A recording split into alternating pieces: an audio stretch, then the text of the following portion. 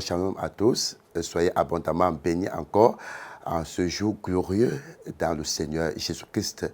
Je suis très heureux qu'une fois de plus, que nous puissions encore avoir encore notre rencontre pour ce moment, pour partager encore la parole de Dieu.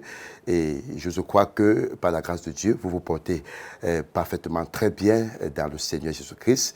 Et d'ailleurs, je crois que le Seigneur donc, il a permis que nous puissions encore voir ce jour, parce que lui seul, il est un Dieu véritable, un Dieu d'amour. Donc, c'est pourquoi je vous souhaite vraiment que la grâce du Seigneur surabonde davantage dans votre vie et que pour le moment que nous soyons. Alors, j'aimerais partager alors une parole avec vous, qui est la parole de notre Seigneur Jésus-Christ. Donc, cette parole qui est une parole de vie et que nous sommes censés chaque jour être à la portée de cette parole pour mieux vivre notre vie en Christ, être vraiment des personnes heureuses. Alors, ce jour, nous allons parler d'un thème qui est très croissant dans notre vie quotidienne, donc qui est croire, c'est refuser la confusion ou le trouble dans notre cœur. Croire, c'est refuser la confusion ou le trouble dans notre cœur. Donc c'est tiré du livre de Romains, chapitre 10, verset 11. Donc, c'est tiré du livre de Romains, chapitre 10, verset 11. Mais avant que nous puissions commencer, nous allons d'abord prier pour nous recommander au Seigneur pour ce moment, pour que lui seul soit le maître absolu et que lui seul soit encore notre guide absolu pour nous convaincre encore par sa parole ce matin et que sa parole nous bénisse. Donc, nous prions au nom de Jésus.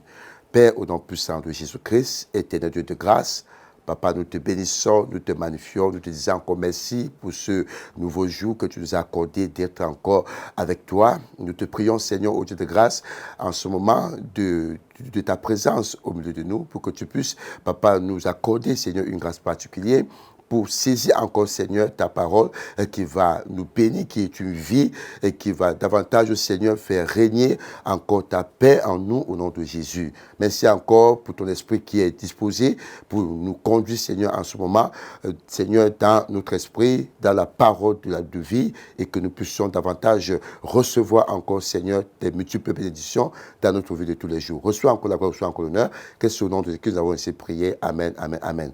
Alors, comme je l'ai bien dit, le thème, c'est croire, c'est refuser la confusion ou le trouble dans notre cœur. Et je l'ai dit, c'est tiré du livre de Romains chapitre 10, verset 11.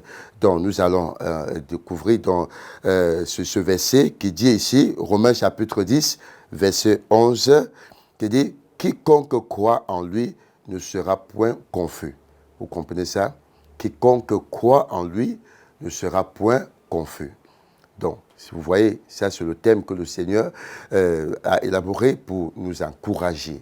Parce que d'une manière ou d'une autre, nous disons toujours que non, nous sommes confus, nous sommes troublés. Et pourquoi? Parce qu'il y a des choses qui ne marchent pas selon que nous voulons ou selon comme nous espérons. Et ces choses-là, alors, viennent nous taper sur les nerfs, viennent nous troubler totalement, viennent nous perturber. Et c'est donc comme ça qu'on n'arrive pas à comprendre. Donc, ce matin, c'est rien que le Seigneur, alors qui est la personne pour nous révéler, c'est l'élément propre qui va nous aider donc à ne pas être troublés ou à ne pas être confus. Donc, nous devions, bien aimé premièrement, par l'appel ou par l'ordre de Dieu, de croire en lui. Parce qu'il dit ici que quiconque croit en lui ne sera point confus. Vous comprenez un peu ça. Et dans le livre de Jean, chapitre 14, verset 1, dont nous allons également lire ce verset, livre de Jean, chapitre 14, le verset 1.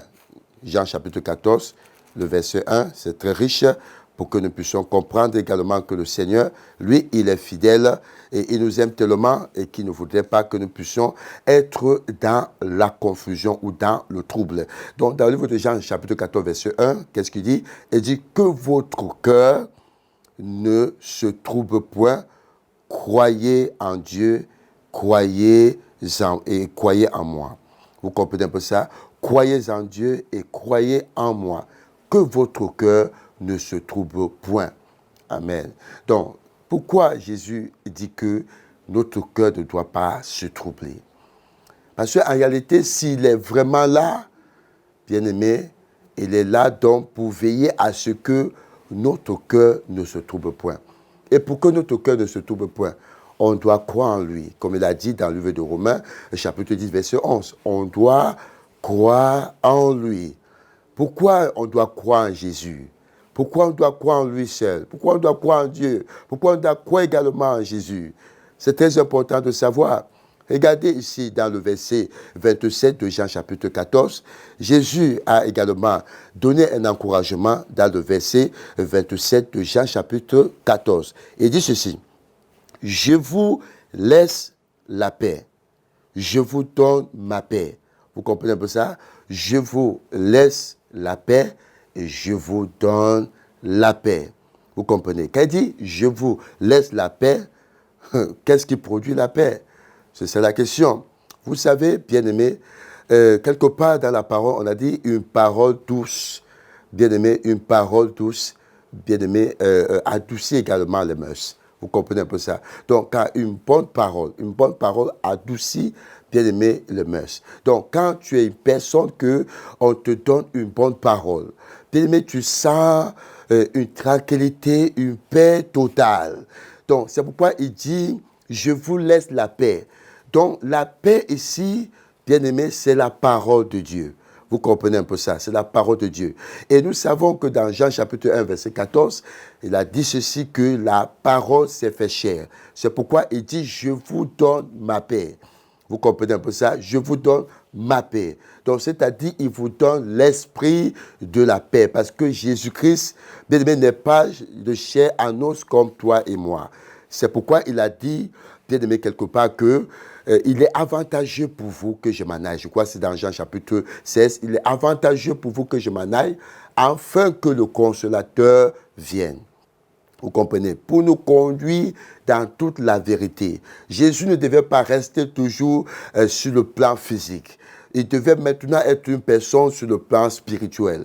Lorsqu'il a évoqué, bien aimé, une parole pour savoir la raison pour laquelle les gens sont avec lui, les gens le suivent, et quand il a dit, quiconque mangera ma chair et boira mon sang, il aura la vie.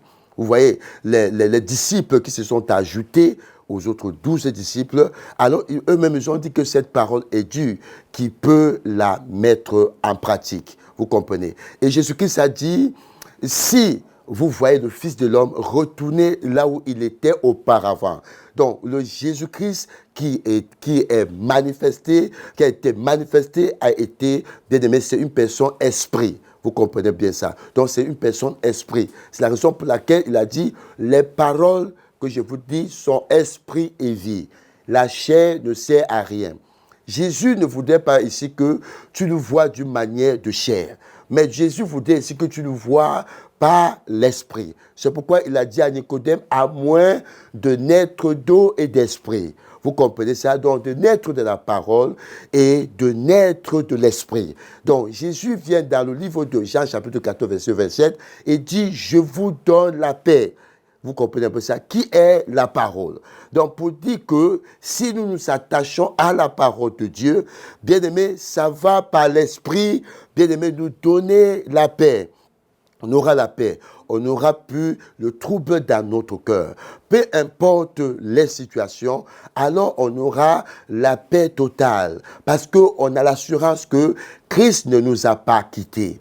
Il est devenu le Saint-Esprit et il a habité maintenant en nous. C'est pourquoi il a dit au Père dans la prière sacerdotale, dans Jean chapitre 17, le verset 17, il a dit que Père, sanctifie-les par ta vérité, et ta vérité qui est ta parole. Vous comprenez bien ça. Donc, pour te dire que Jésus est en train de prier le Père de nous encourager permanemment par sa parole. Parce qu'une fois que nous sommes entretenus par la parole de Dieu, on a la permanence de la paix. Donc, c'est-à-dire, on entretient cette paix en nous.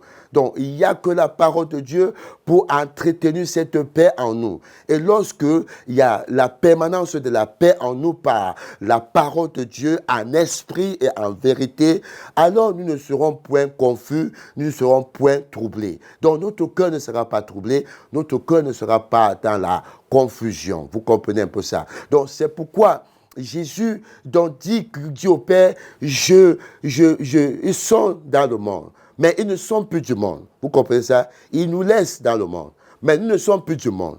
Parce qu'il y aura une différence. La différence, c'est que Jésus nous a laissé la parole. Vous comprenez un peu ça? La parole qui est la paix. Si nous sommes esprits réellement, nous verrions cette paix dans notre cœur.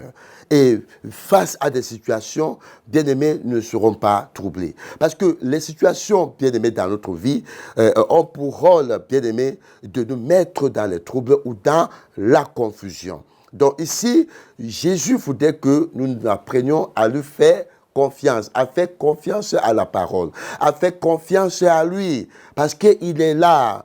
Il ne nous a pas laissé orphelins, il est là. Donc, crois que quelle que soit la situation que tu te trouves, bien-aimé, alors crois que Jésus est là et attache-toi à sa parole. Alors, par l'esprit, parce que on ne s'attache pas à la parole de Dieu par la chair, parce qu'il a dit que la chair ne sert à rien. Les paroles que je vous dis sont esprit et vie. Vous comprenez un peu ça? Donc, la paix est une vie et elle ne que manifeste que par le Saint-Esprit. Donc, si nous n'avons pas l'Esprit de Dieu en nous, alors c'est impossible de voir cette paix se manifester en nous, c'est-à-dire dans nos cœurs, face à des situations. Donc, il y a des gens qui sont troublés, des gens qui sont accablés, des gens qui sont dans la confusion totale parce qu'ils n'arrivent pas à comprendre ce qu'il est faux. Comment ils peuvent faire pour cesser le trouble dans le cœur, pour cesser la confusion. Certains même peuvent dire que non, c'est parce que je ne suis pas encore marié et que je suis troublé. Donc, c'est parce que je n'ai pas encore enfanté que je suis troublé. Donc, c'est parce que je n'ai pas encore un travail que je suis troublé. Donc, c'est parce que je n'ai pas encore de passeport, je n'ai pas encore le visa, oui, pour voyager. Parce que je n'ai pas encore l'argent. Donc, c'est pourquoi je suis troublé. Donc, parce que je n'ai pas à manger. Aujourd'hui, c'est pourquoi je suis troublé.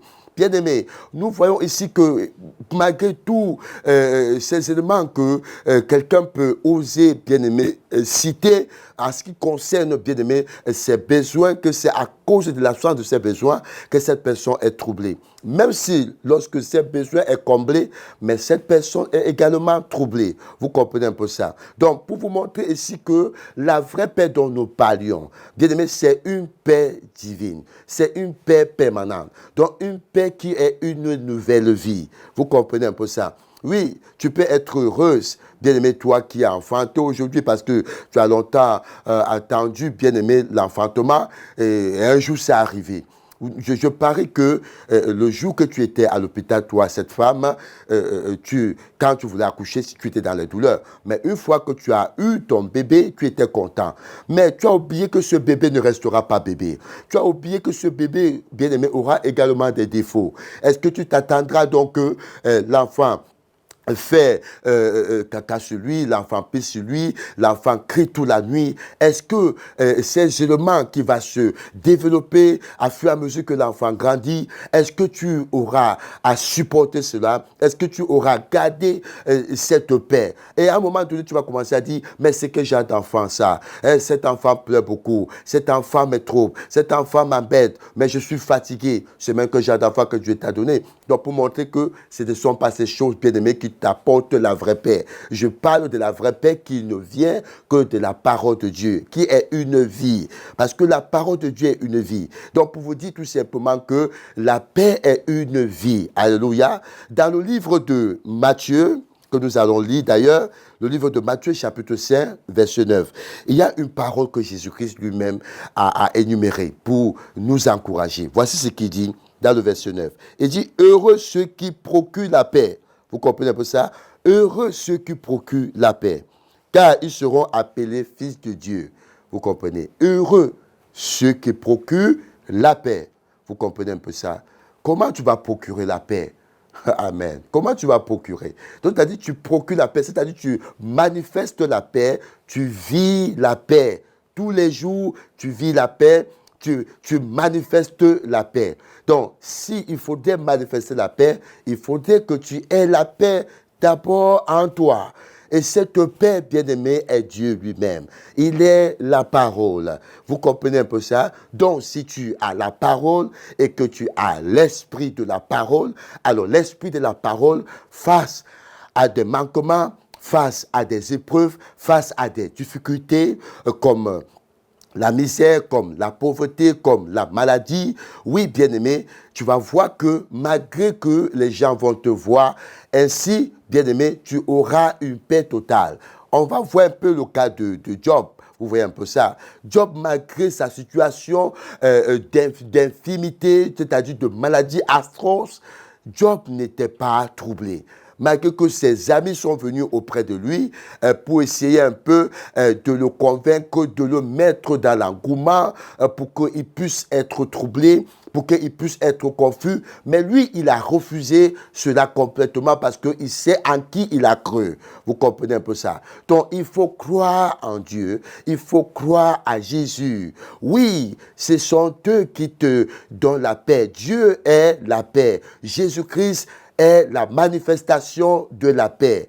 Vous voyez, pendant la vie de Jésus sur la terre, étant en chair comme toi et moi, on n'a pas cité quelque part où Jésus a été troublé parce qu'il n'avait pas où mettre sa tête. On regarde aussi avec le cas lorsque les disciples de Jean-Baptiste ont décidé de suivre Jésus et lui il a dit qu'il n'a pas où mettre sa tête. Vous comprenez un peu ça? Parce que les oiseaux, ils ont les lits, mais quant à lui, il n'a pas. Il ne s'inquiète pas. Jésus ne s'inquiétait pas le fait qu'il n'avait pas de vêtements. Il n'était pas perturbé. Il faisait l'œuvre à laquelle son père l'avait appelé. Il le faisait librement. Donc, toi-même qui es là, tu ne parviens pas à travailler. Tu as le travail. Tu ne parviens pas à prendre la responsabilité dans la maison parce que tout va mal. Tu n'essayes même pas à poser des bonnes actions parce que tout va mal. Pourquoi? Est-ce que réellement tu as cru en celui-là, bien-aimé, qui peut te donner la paix? Est-ce que tu as cru en lui? Il est le maître de la paix. C'est lui le producteur de la paix. La paix vient de lui. Et il te dit, il est la parole. Quiconque reçoit la parole reçoit la paix. Et quand tu reçois la paix, il faudrait que cette paix se manifeste. Et pour qu'elle soit manifeste, tu as besoin de l'esprit de la paix. Alléluia. Parce que quand tu reçois la parole, c'est comme, je dirais d'ailleurs même, quand dans la création de l'homme, la Bible dit que Dieu a créé l'homme de l'esprit. Mais il fallait que l'homme soit manifeste. Vous comprenez un peu ça? Et la Bible dit que étant sur la terre, tout était sec. Vous comprenez? Il a fait tomber la pluie là. Et la poussière est devenue la boue. Il a formé un corps. Vous voyez ça? Il a formé un corps. Donc, c'est-à-dire, il a formé un corps par la terre. Et ce corps était inactif. Ce corps n'était pas vivant. Vous voyez un peu ça? C'est lorsqu'il a souffert dans le narine de ce corps-là, qui était le corps de l'homme. La Bible dit que l'homme est devenu un être vivant. Pourquoi? L'esprit était entré dans le corps qui a été tiré de la terre. Vous comprenez? Or, lorsque ce corps a été tiré de la terre, elle n'était pas une vie. Vous comprenez? Donc, la parole n'est qu'une vie que lorsque l'esprit est là. Si l'esprit n'est pas là, la parole ne peut pas être une vie. Pourquoi? Parce qu'elle ne sera pas visible. Elle ne sera pas palpable. Elle ne sera pas démonstrative. Vous comprenez un peu ça? Donc, la paix est démonstrative. Amen. Donc, la paix est démonstrative. Donc, c'est pourquoi je te dis, bien-aimé, en ce jour, qu'il faut croire. Croire en Dieu et croire en Jésus-Christ. Et lorsque tu crois, tu ne seras point confus. Pourquoi? Parce que à chaque situation, Jésus, par son esprit, va te rappeler, bien-aimé, sa parole. Il va te rappeler, bien-aimé, ta responsabilité sur laquelle il t'a établi. Cette responsabilité. Tu as la responsabilité, bien-aimé, de veiller sur ta paix pour ne plus être troublé, pour ne pas être confus.